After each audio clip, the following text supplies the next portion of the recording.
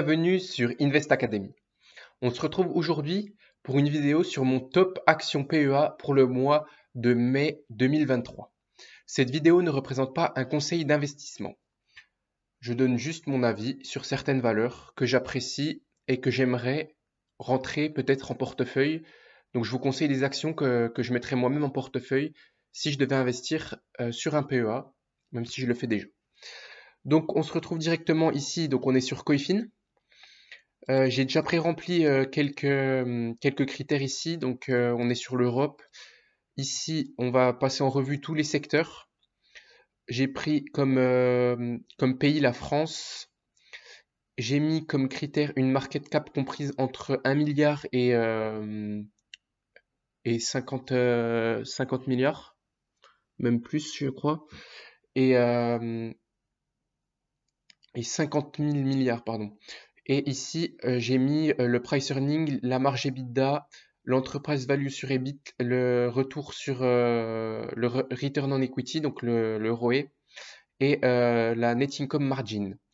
Et donc, on va essayer de trouver des sociétés dans chaque secteur qui peuvent remplir un PEA et qui sont qualitatifs sur le plan des marges, de la valorisation et de la profitabilité, donc le return on equity.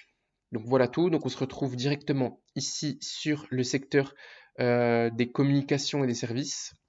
Et donc, quelles sont mes sociétés favorites dans ce secteur? Donc on a Orange. Orange, non merci. Bolloré, je ne connais pas, mais je pense que c'est comme une bonne société, mais je ne connais pas.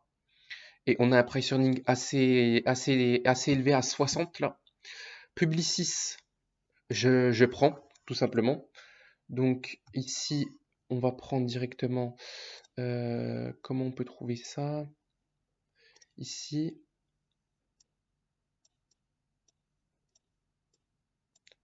je peux pas le copier ici.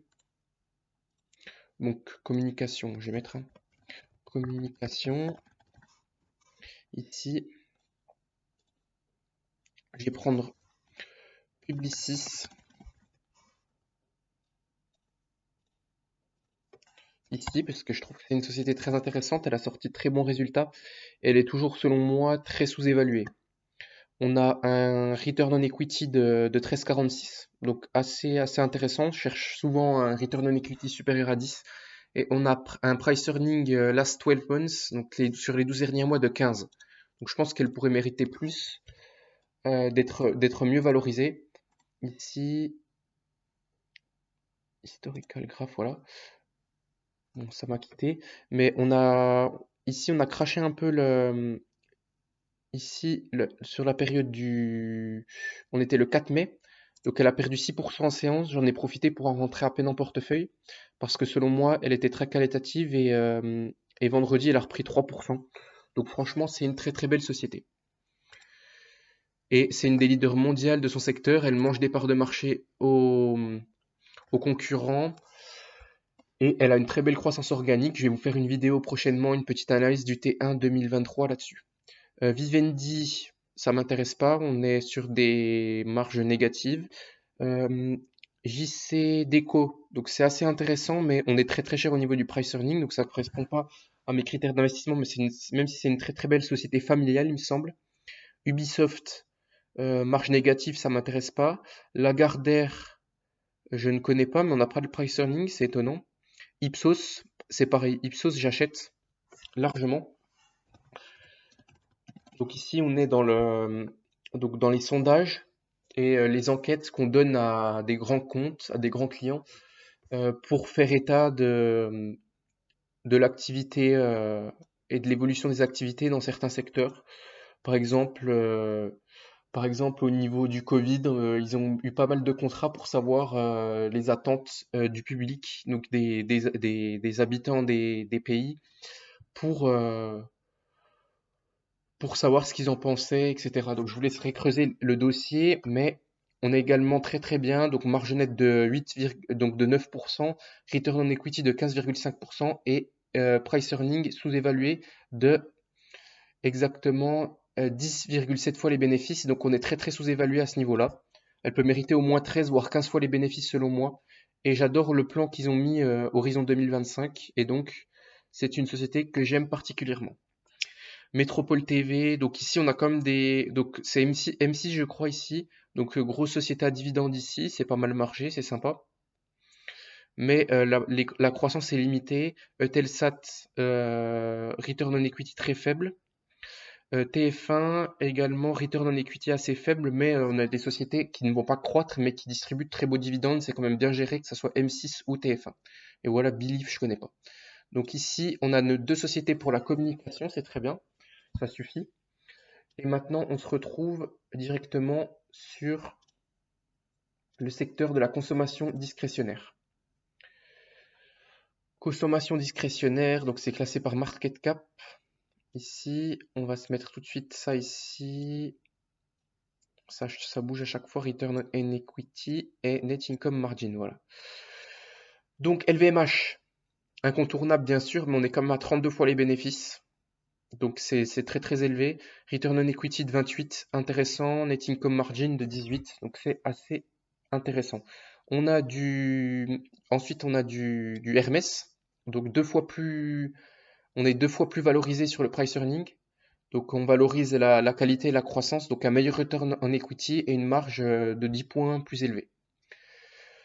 Christian Dior, également très surévalué, à 26 fois les bénéfices, 26,8 fois les bénéfices.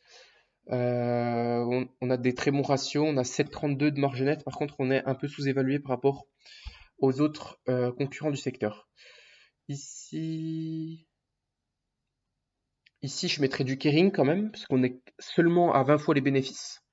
Donc pour moi, la barrière de 20 fois les bénéfices, c'est quelque chose de très significatif. Donc je ne payerai pas plus de 20 fois les bénéfices pour certaines boîtes. Consommation discrétionnaire, voilà. Donc je ne payerai pas plus de 20 fois les bénéfices pour ce type de société. Bon, on est dans le luxe, et là, franchement, c'est du très très élevé. Donc c'est du niveau très très élevé, c'est le must-have français, hein, le must-have européen, ce genre de société, qui est en croissance depuis de très très nombreuses années, même si des sociétés qui m'intéressent pas plus que ça personnellement. Bien sûr, je mettrai quand même LVMH, entre parenthèses, car selon moi c'est très surévalué. LVMH, mais on price la croissance, et il y a de la croissance, donc c'est normal. Kering, on a eu un T1 pas très terrible, mais on est quand même sous-évalué par rapport aux autres.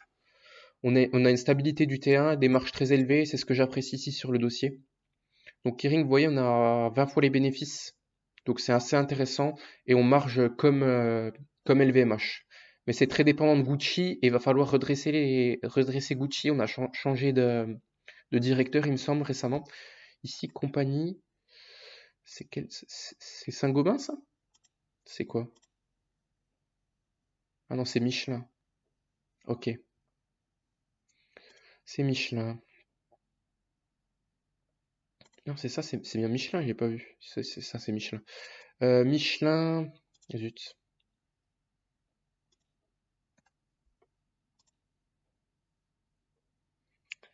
On a perdu ça. Donc Michelin, price earning de 10,9 fois, net income margin de 7. On a du return on equity de 12. Donc c'est assez intéressant, mais c'est très cyclique et on a fait face, je pense, à une très forte inflation. Ici, si on se met ici directement sur Michelin, est-ce qu'on peut voir les marges?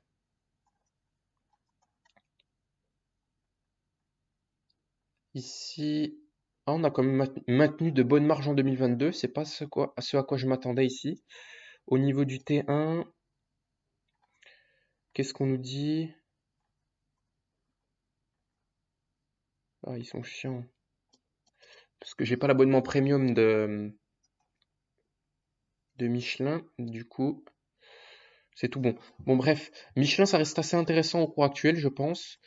Il faut qu'on rattrape les voitures qui n'ont pas été produites pendant le Covid et ces 2 dernières années. Mais sinon, ça reste très intéressant au cours actuel, même si c'est pas une société que j'apprécie particulièrement. Sodexo non plus. Renault, je prendrais du Stellantis à la place de Renault quand même. Accor, c'est au niveau des hôtels, donc ça se paye quand même 26 fois les bénéfices, j'aime pas trop. Française des Jeux, 24 fois les bénéfices, je prends pas. Seb, 18 fois les bénéfices, ça reste, Seb, ça reste une société de qualité. Est-ce que les marges ont bien diminué, je pense, à cause de l'inflation? Ah, quoique, si on a quand même une belle baisse des marges, de 2 points à peu près. Donc ici, Seb, ça reste intéressant, même si c'est très cher actuellement.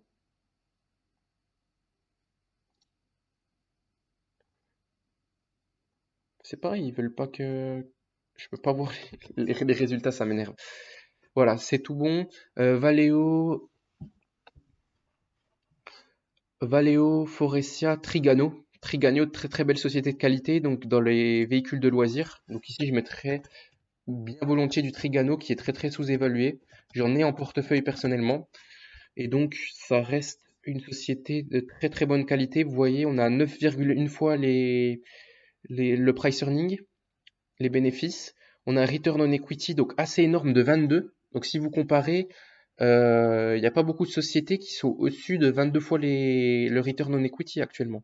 On a bien sûr le luxe, Sodexo qui a un bon return, la FDJ, et là euh, on a ici du Trigano qui est très très intéressante avec une marge nette intéressante également. Donc Trigano, j'adore ça. On va voir ce que ça donne au niveau des résultats du premier semestre. On est en pour parler avec Beneteau d'ailleurs qui est juste en dessous pour acheter la division Habitat. Et donc ça serait vraiment très intéressant au niveau Trigano pour croître. Beneteau, j'aime bien. Beneteau, j'aime bien, mais je préfère du je je préfère du Fountaine Pajot ou du Katana, voilà. Plasticomium, ça souffre un peu en ce moment, c'est pas très intéressant. Donc voilà tout, on a notre petit trio pour la consommation discrétionnaire ici. Au niveau Consumer Staples, je ne sais jamais ce que c'est Consumer Staples, donc on va tout de suite se mettre ça là. Donc consommation de base, voilà. Donc qu'est-ce qu'on a? LDC, voilà. Donc on va se placer directement ici. Ah, j'aime pas, ça me met à chaque fois, ça me décale la chose. Ici, return et la net income margin, voilà. Donc à ce niveau-là, L'Oréal, 41 fois les bénéfices, société de qualité bien sûr, croissance, on presse la croissance, mais c'est pas une opportunité d'investissement à ce jour selon moi. Pernod Ricard, société de très bonne qualité également, 24 fois les bénéfices, c'est intéressant, je verrai à la fin si je la mets celle-là. Danone, 42 fois les bénéfices, non merci, c'est trop cher. Et on a une faible marge, faible return on equity. Carrefour, net income margin trop faible. J'aime pas la distribution. Rémi Cointreau, 31 fois les bénéfices, non merci. Interparfum, non merci également, 42 fois les bénéfices. LDC, c'est assez intéressant. Donc, il me semble que c'est LDC, c'est la découpe de poulet, hein. Donc ici, on serait assez intéressant. Au cours actuel, ça serait assez intéressant, je pense.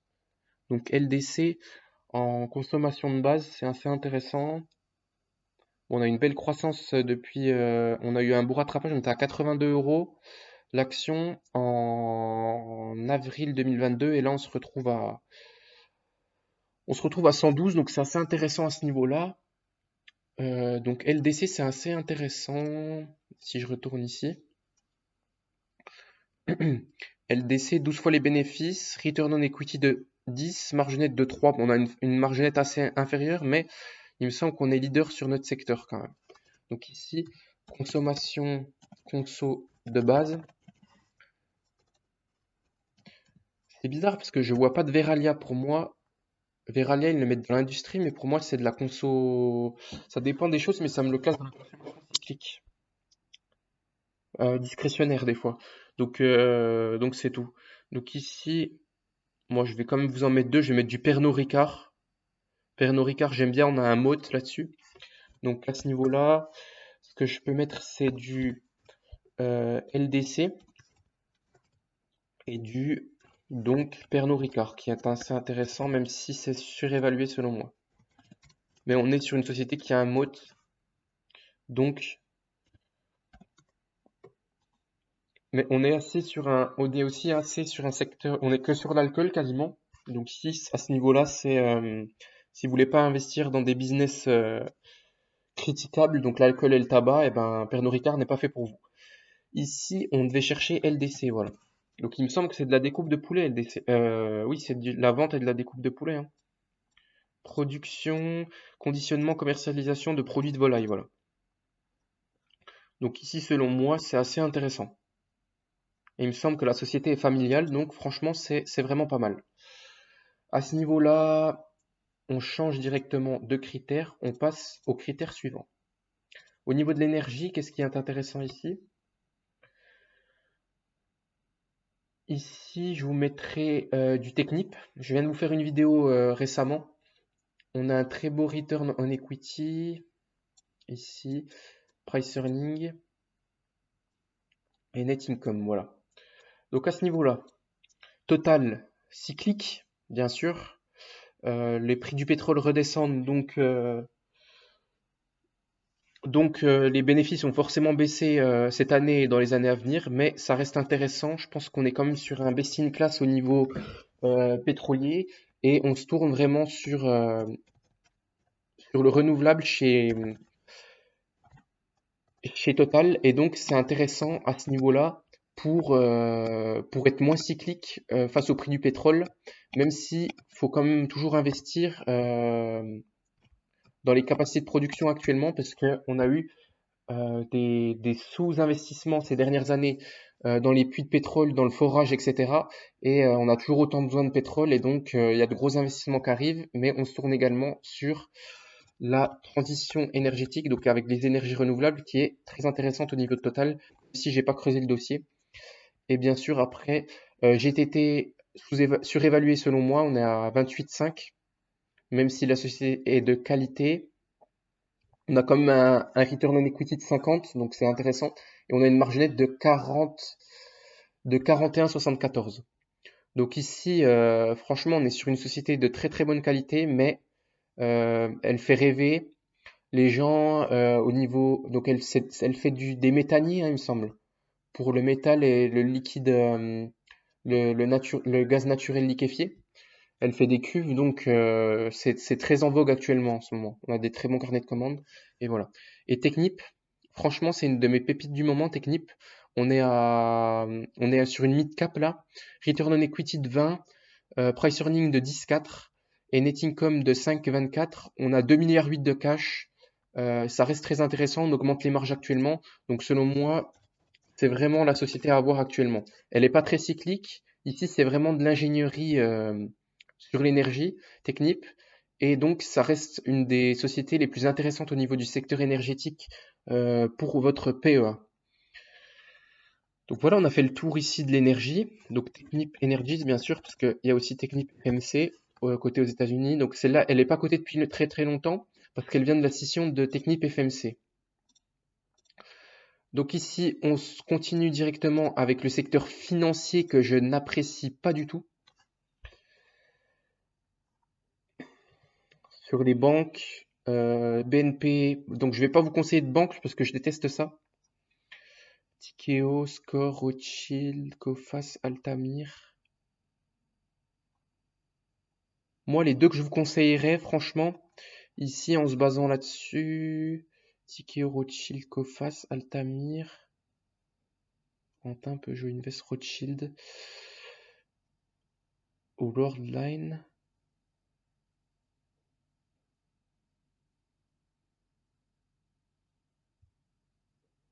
Worldline, c'est quoi ça? Je ne sais pas. Endered. Donc franchement, ce que je vous conseillerais, moi, tout simplement, c'est du Amundi. Du Amundi, on est à 11,7 fois les bénéfices, même si on calcule pas vraiment comme ça pour les sociétés financières. EBITDA, on est assez élevé et on est quand même à une marge nette de 18%. Donc je vous mettrai du Amundi. Donc on a dit en finance, Donc ouais, en finance, on va mettre ça. Alors, comment ils appellent ce secteur? Je suis bête. Financière, financial, ouais, on va mettre ça en finance. Ici, ensuite ici, ici, et je vous mettrai du Amundi qui peut être intéressant. Étonnamment, on n'a pas d'Euronext. On va aller voir tout de suite ça ici. Étonnamment, on n'a pas d'Euronext qui est intéressant. On est vraiment sur une monarchie. Donc Amundi, pourquoi? Parce qu'on gère tous les ETF. On est le premier gérant d'ETF. On a racheté l'Ixor en Europe. Et pour votre PEA, si vous avez bien remarqué, on a quasiment que des ETF, Lixor et Amundi, donc on est sur un mode. Ici, les gens vont investir de plus en plus sur des ETF et donc on va avoir les encours qui vont augmenter sur Amundi. Donc c'est très très intéressant à ce niveau-là. Et on ne se paye pas très très cher. Au niveau d'Euronext, oui, c'est bizarre. C'est moi, on l'a pas vu. Donc Euronext, c'est assez intéressant également, c'est les places de marché européennes. Ici, les principales places de marché européennes. Euh, et donc, on est sur un mode, on est obligé de passer par Euronext pour passer des ordres en bourse, comme vous pouvez le voir. Et ce qui est très très intéressant également, c'est Viel et compagnie. Donc ici, c'est une société qui détient du Bourse Direct. Et on a également quelques placements, je ne sais pas autre chose, mais c'est une société très très intéressante. C'est bizarre qu'on n'ait pas le price earning ici. On est très très sous-évalué, on a 5-6 de price earning. Et si je me base sur le return on equity,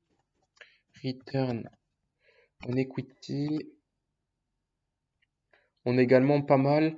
Et ici, c'est pas ça qu'il faut regarder, c'est le tangible book value ici. Donc à ce niveau-là, si je clôture ça, voilà. Donc tangible book value. Donc vous avez quand même des actifs tangibles par action à hauteur de 4,63 euros et on cote à 7,48 euros. Donc c'est vraiment une bonne action également. Donc je vais mettre du Viel ici. Donc mon top 1, ça sera Viel, après Amundi, après Euronext. Et les banques, j'aime pas ça, donc je vous en mets pas. Ici, voilà, ça reste intéressant. On te place ici. On repasse tout de suite sur notre screener et on passe tout de suite au prochain secteur. Voilà, donc au niveau de la santé, oula, le secteur de la santé, c'est également un secteur que je n'aime point trop. Ipsen Virbac Vetoquinol, ici. Ah, j'ai regardé un petit peu la santé animale pour en placer dans le PEA, mais mais pourquoi en fait je me saoule avec ça?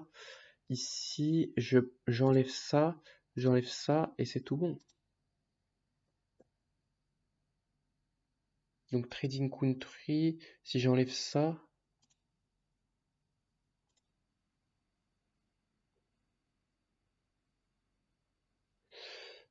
j'ai tout sur la même page, donc il n'y a plus besoin de s'ennuyer ici. Donc à ce niveau-là, Merck, c'est pas français, il me semble. Donc ça m'intéresse pas. Sanofi, ça reste assez intéressant. Price earning de 15,5, net income margin de 18. Donc santé. Au niveau de Sanofi, ça fait de nombreuses années que je vois qu'elle est sous-évaluée, mais elle dépend beaucoup d'un produit qui est, je sais plus ce que c'est, son produit phare ici. Si on recherche tout de suite ça, produit phare Sanofi, Dupixent, voilà. Médicaments sous ordonnance.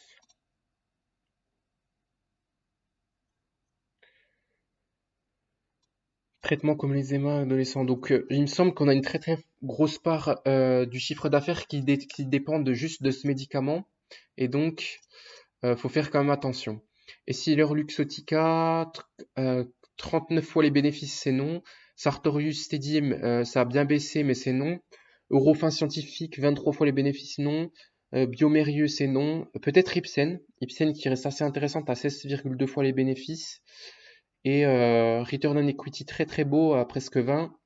Et marge nette à 20. Donc Ipsen, ça reste très très intéressant également. Ipsen, je ne connais pas vraiment ce secteur. Il m'intéresse pas vraiment. Mais c'est juste que j'en ai besoin pour la diversification. Donc j'ai quelques boîtes là-dessus. Virbac, 21 fois les bénéfices. C'est non. Faut attendre des chutes sur ce type de dossier Virbac et Vetoquinol qui sont assez intéressants. Et Equasense, c'est une société informatique, donc elle est intéressante, mais il faut attendre que ça retrace. Moi, ce que j'aime particulièrement comme société, et que William Higgins et comment il s'appelle, Louis de Fels je sais jamais, Louis de Fels, Louis de Fels, voilà, Gay-Lussac Gestion, voilà. De Gay-Lussac, ils aiment particulièrement une société et que également en portefeuille et que je compte renforcer, c'est présentement du Clinica Baviera. Voilà, du CEBAV, Clinica Baviera, c'est une small cap espagnole qui est dans le secteur de l'ophtalmologie et on a des très très bons ratios. Donc si je vous mets simplement rapidement ça au niveau de la net income margin, donc au niveau déjà des revenus, total revenu, voilà. Ici, all, je vous mets ça. On a une très très belle croissance des revenus depuis 2012. Au niveau, au niveau des net income margin, ici, on a des très très belles marges nettes à 15%. Au niveau des, au niveau du dividende, c'est intéressant également.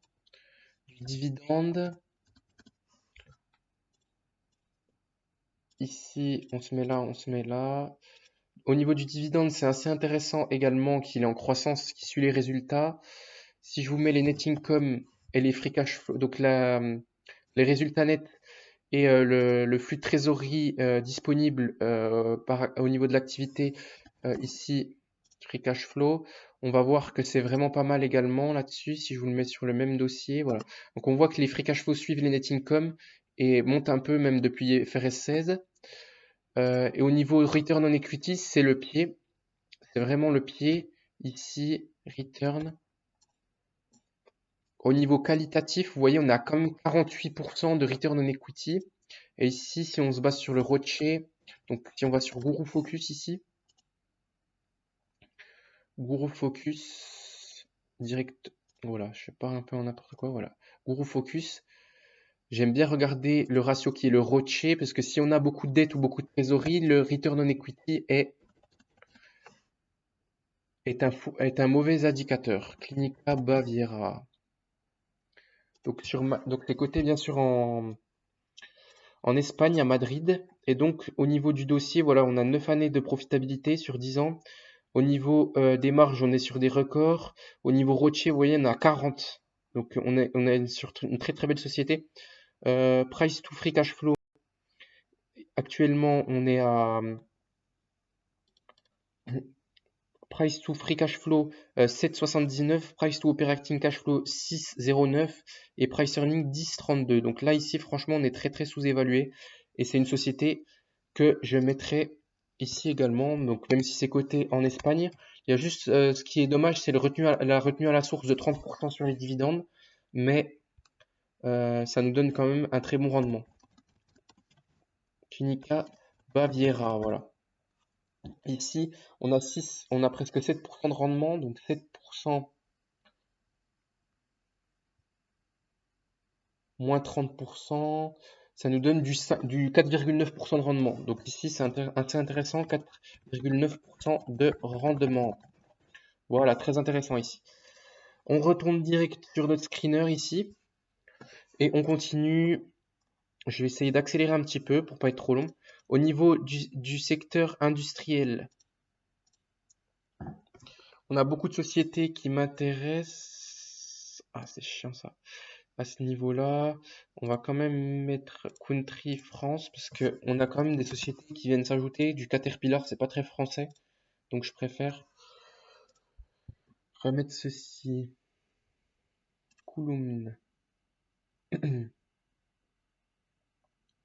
Ah voilà, mais c'est tout bon. Je peux pas mettre mon price earning ici.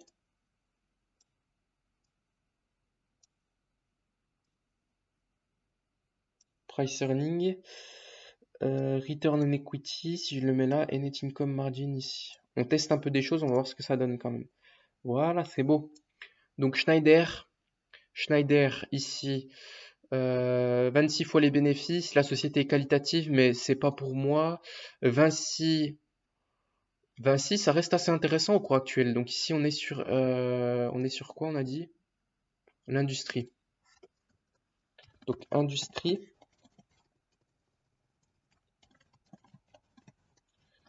à ce niveau-là, je prendrais du Vinci, qui sort de très bons résultats, il me semble, en plus, actuellement. Donc Vinci, c'est assez intéressant parce qu'on a aussi des concessions aéroportuaires, il me semble. On a des péages, on fait de la construction également. Safran, eh ben, c'est non merci. Thales, surévalué. Saint-Gobain, très très très bonne société sur la construction. On redoute un peu actuellement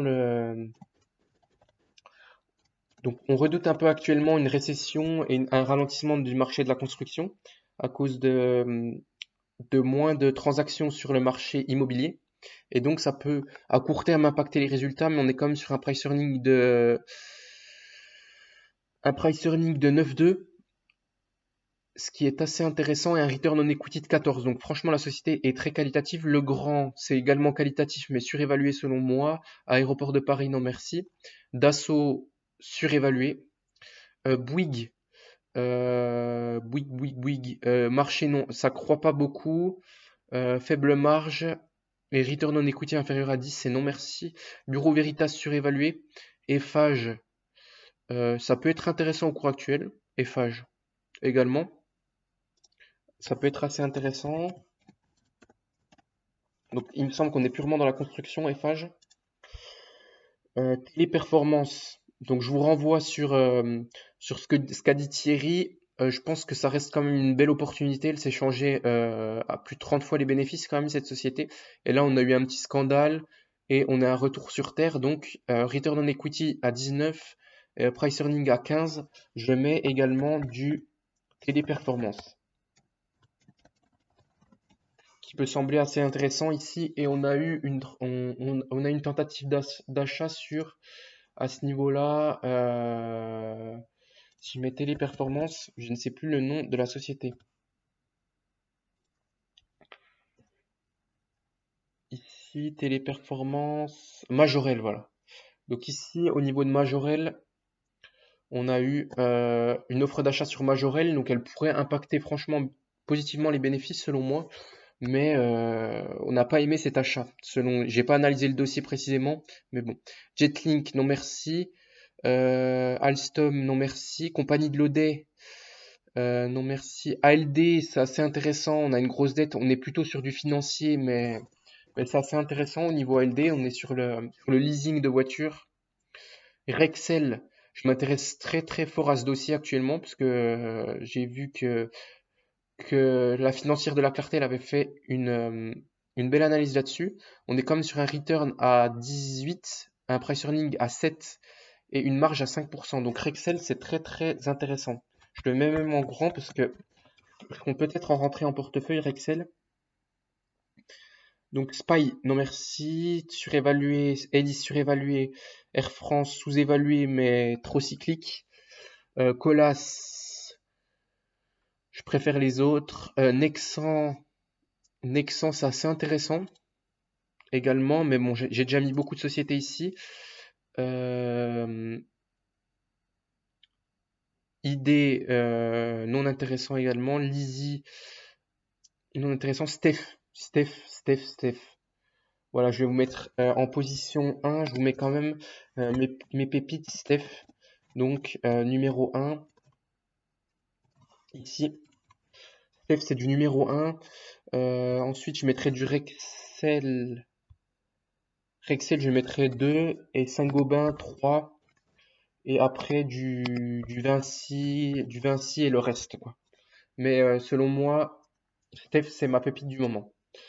Et je vous laisse voir Finance Academy qui fait qui est spécialisé, qui va aux assemblées générales de Steph également.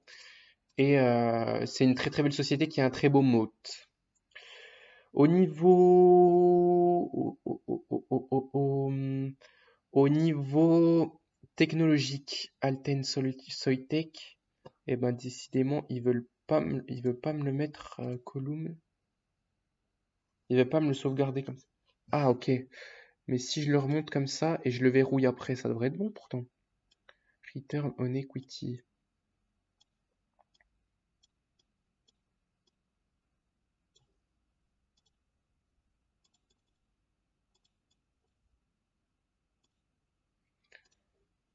Donc Dassault surévalué, Capgemini assez intéressant, même si c'est à 20 fois les bénéfices selon moi, c'est quand même bien évalué. Soprasteria, donc là on est sur les ESN quand même. Soitec, j'aime pas trop au niveau des semi-conducteurs. SEC Intotag, Electra. Je vous mettrai quoi? Je vous mettrai en top 1. Donc au niveau du PEA, au niveau technologie, au niveau technologie, qu'est-ce que je vous mettrai? Je vous mettrai en top 1 qui n'est plus disponible sur le PEA PME. Donc je vous mettrai du S2I. Donc en top 1 au niveau sous-évaluation et au niveau qualitatif. En top 2, je vous mettrai du OB qui a bien chuté. Également là, OB, si je me mets là.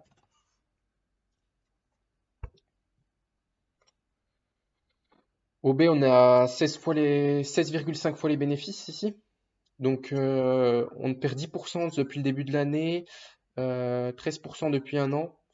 Et, euh, et c'est tout. La société est très très intéressante. Ici, et si je vous mets du S2I, donc vous voyez, on a 16,5 fois les bénéfices. Et S2I, on a 15 fois les bénéfices.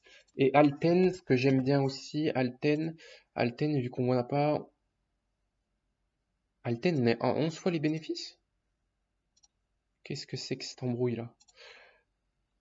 Donc je vous mettrai dans mon ordre, parce que je suis plus avisé small cap. Je vous mettrai S2I OB. En 3, je mettrai du Sopra Steria. Ici, puisque Sopra Steria, on est quand même bien, même si on marge moins que les concurrents. On a quand même un bon return on equity. Alten, très bon return. Capgemini également. Et ça sera tout. Donc voilà. Dans mon ordre, Sopra 4. Sopra 3, pardon. Ensuite, Alten, parce que c'est une big cap, mais elle est très bien gérée. Alten, je vous mettrai du 5. Et enfin, Capgemini, parce que c'est une big cap. Capgemini, je vous mettrai ça en... punaise, je sais pas compter, j'ai mis... Voilà, en 4 ici. Et Capgemini, Gemini en 5. Voilà tout. Capgemini, on est quand même également sur du très bon return on equity, des très bonnes marges. Mais bon, au niveau des parts de marché ici, c'est assez limité l'évolution, contrairement aux sociétés que j'ai citées. Et d'ailleurs, j'ai fait une review sectorielle sur ma chaîne, si vous voulez aller voir. J'ai analysé toutes ces sociétés et je vous ai fait mon top ESN. Ensuite, on continue au niveau des matériaux. Ici, l'air liquide, Arkema, ah bah très bien, Veralia. Top 1, Veralia. Veralia. C'est décidément une très très belle société que j'aime. Parce que Veralia, qu'est-ce qu'on a eu?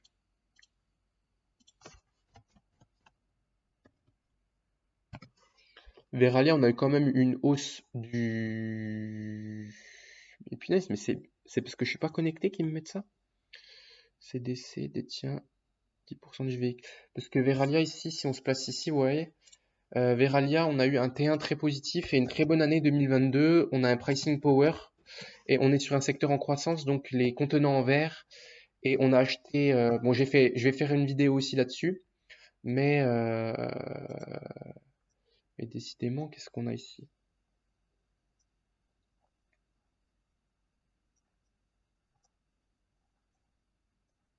Ah, ça m'énerve. On va directement sur Veralia. Ici, groupe webpack présentation, pour vous montrer que les résultats sont assez incroyables sur cette société. Ici, au premier trimestre, on a eu 40% de croissance, il me semble, hein. Ici, Si on se place là, voilà. On a eu 40,2% de croissance, 34,7% en organique. Donc ici, c'est des effets prix principalement, mais on a du pricing power et c'est ça qui m'intéresse. Et on est sur un secteur qui est pas très très cyclique. Donc ici, on est sur les matériaux, ils nous mettent. Donc matériaux, on est sur un secteur pas très très cyclique. De l'emballage en verre, on est sur un secteur en croissance. On n'a pas besoin de stock. On a un flux tendu, on peut augmenter les prix et Veralia est une très très bonne société. Parmi toutes les concurrentes telles que Vidrala, Veralia actuellement, elle, elle est très bien évaluée, très très sous-évaluée. Donc Veralia, si on se place là, on a un price earning à 12,8, un return on equity à 38 et un une net income margin à 10,2. Vicat également qui souffre actuellement, mais elle est assez intéressante. Elle est gérée familialement, même si actuellement c'est pas la folie. Et au niveau de l'air liquide, c'est une traditionnelle, mais j'attendrai un retour. J'attendrai une correction sur air liquide, par exemple, pour l'acheter, même si j'achèterai pas d'air liquide parce que c'est des big caps. Et j'aime pas ça. Des grosses capis. Donc, Air Liquide, il faut un retracement parce que c'est vraiment très très cher et on a un potentiel de croissance limité, même si la croissance est très très bonne depuis très très longtemps également sur cette société. Et les autres, elles m'intéressent pas plus que ça. Voilà. Donc ici, on passe directement sur le real estate. Donc ce qui m'intéresse ici,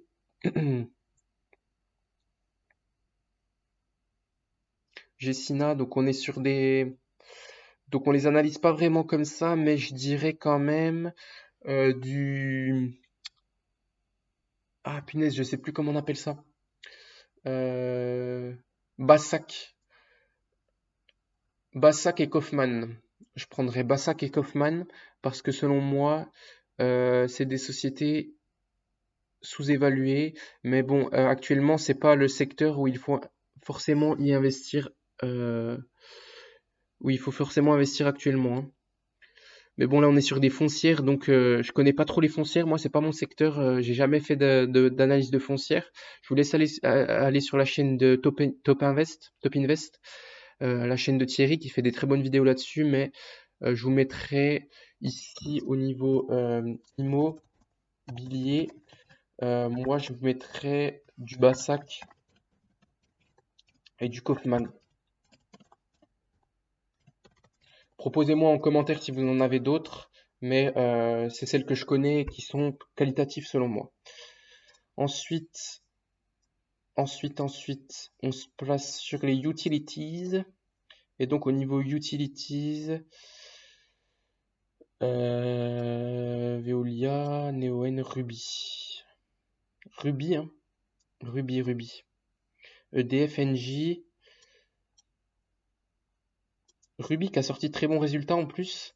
Ruby, qu'est-ce qu'on fait chez Ruby? Déjà, on fait de la distribution de pétrole, il me semble, hein, et de gaz, etc. Donc selon moi, Ruby, punaise, elle avait bien descendu là, hein. Ruby, on va voir ce que ça donne ici. Ruby, au niveau de Ruby, ouais, vous en achetiez là, à 23, c'était une pépite, hein. Ça a repris 7% depuis et 13% depuis le plus haut. Est-ce qu'on a une création de valeur? Ah ouais, depuis... Pourtant, les résultats sont pas si mauvais que ça, hein. On prend moins 60% sur 5 ans. C'est assez ouf, ça. Parce que c'est de l'énergie conventionnelle et... Enfin, c'est du pétrolier. Et donc, c'est pas très intéressant, même si j'ai vu qu'elle se tournait vers... qu'elle se tournait vers les énergies renouvelables également, spécialisée dans le stockage de produits liquides industriels à travers sa filiale Ruby. Ouais, on fait du stockage, on fait tout ça, hein. Groupe français indépendant opérant dans le secteur des énergies depuis plus de 30 ans pour apporter au plus grand nombre un accès pérenne et fiable à l'énergie. Et voilà, depuis 2 ans, énergie renouvelable. Donc voilà, c'est assez intéressant ici, Ruby. Ruby. Voilà. C'était tout pour le PEA ici. Donc au niveau... bon, on va mettre ça utilities, hein, parce que sinon, on va mettre du Ruby.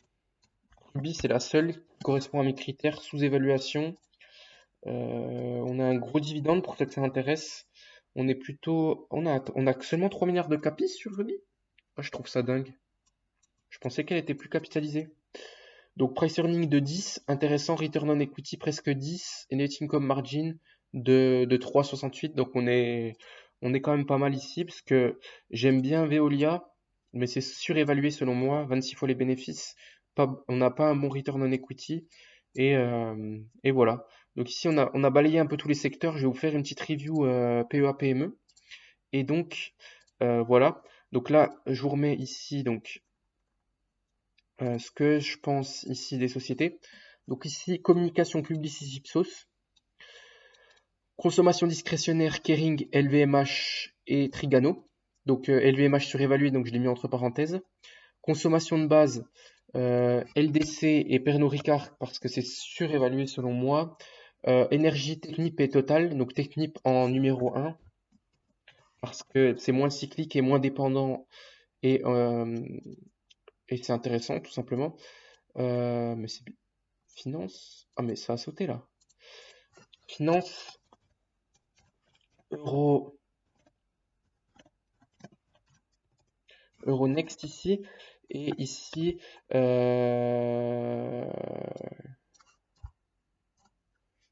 Euronext, Viel, Amundi. Et c'était déjà bon en fait, c'était déjà pas mal. Ici, au niveau de la santé, Clinica Baviera, c'est la pépite. Ipsen, assez sous-évalué. Et Sanofi également. Donc santé est assez sous-évalué. Au niveau de l'industrie, je vous ai mis mon top Steph en numéro 1. Ce qui a une société qui a un mot, Rexel numéro 2, Saint-Gobain 3, Vinci 4, et après je connais un peu moins, ALD j'en ai un peu en portefeuille, mais voilà tout. On a quand même, je vous ai quand même mis des très belles sociétés, hein, et qui représentent des belles opportunités au cours actuel. Ici, technologie, je vous mets mon top ESN SS2I, R&D externalisé. Matériaux Veralia, Air Liquide, si ça corrige Air Liquide, ça peut être intéressant. Veralia, pépite du moment. Immobilier, c'est pas vraiment le secteur du moment. Même si Kaufman, il me semble qu'ils ont eu un projet sur la gare du Nord qui est intéressant et donc qui va faire des sacrés revenus. Et Utilities, Ruby sous-évalué. C'est les seules sociétés qui seraient intéressantes au cours actuel selon moi. C'était Invest Academy. On va se retrouver sur un petit point PEA PME et à